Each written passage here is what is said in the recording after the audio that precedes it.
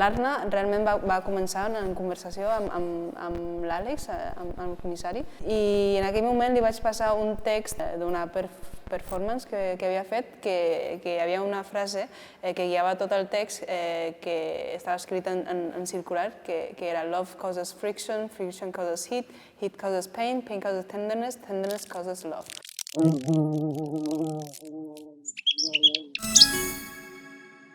Ens atreia molt aquesta atmosfera com de la calor, no? I s'imaginava com omplir tota la sala de calefactors, no? Però evidentment això no és viable per qüestions d'infraestructura i per qüestions energètiques.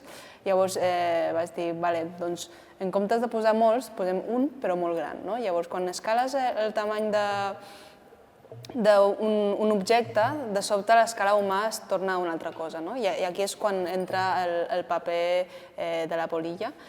Llavors em vaig imaginar com si aquesta arna s'hagués escapat per dins de la reixa i estigués com a punt d'arribar a la llum, no?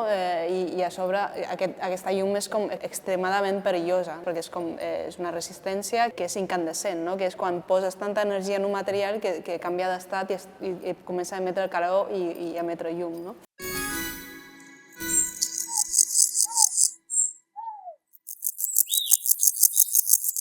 Sí, bueno, ho he fet jo, però m'han ajudat, amb ajudes, evidentment, però sí, està com tot fet a mà, com en un procés intercalat de fabricació digital i també artesanal. Com que hi ha moltes peces que estan tallades a làser, que abans s'ha fet unes quantes maquetes en versió petit, amb impressora 3D, i després com anava escalant el tamany.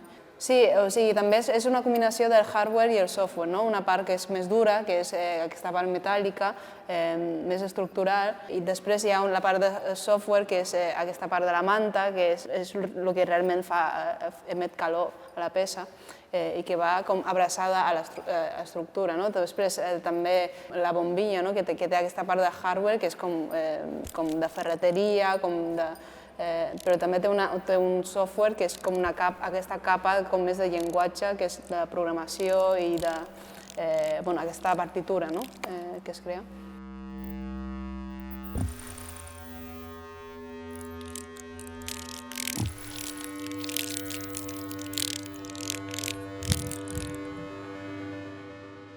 La peça d'àudio és una col·laboració amb Skyland de l'Ad Rice i amb Arnau Salasaez. Està plantejat com si fos com diferents pantalles o diferents experiències vitals que va passant l'Arna, perquè justament volia com parlar una mica aquesta atracció fatal i la mort, i que diuen que quan estem a punt de morir-nos, com que de sobte el cervell hi ha un mecanisme de defensa que comença a passar com imatges per buscar com experiències passades per aprendre com gestionar aquesta situació. Llavors no passa i després veuen una llum i has de caminar cap a aquesta llum, com que al final el sistema de comportament dels humans i de les polies són molt semblants.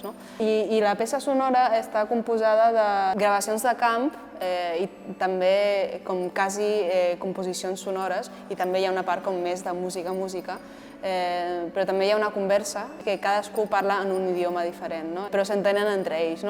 És com intentar buscar aquesta espècie d'entendiment més enllà del llenguatge, que no només passa per llenguatge, sinó per un altre nivell menys evident.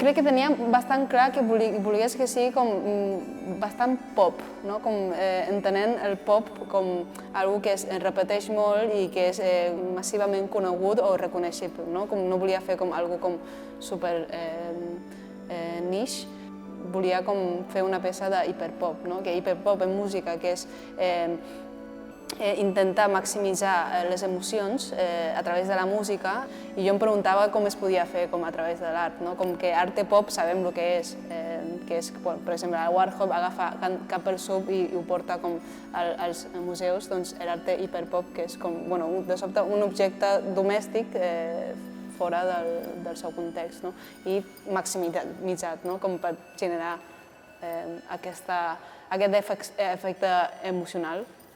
sí.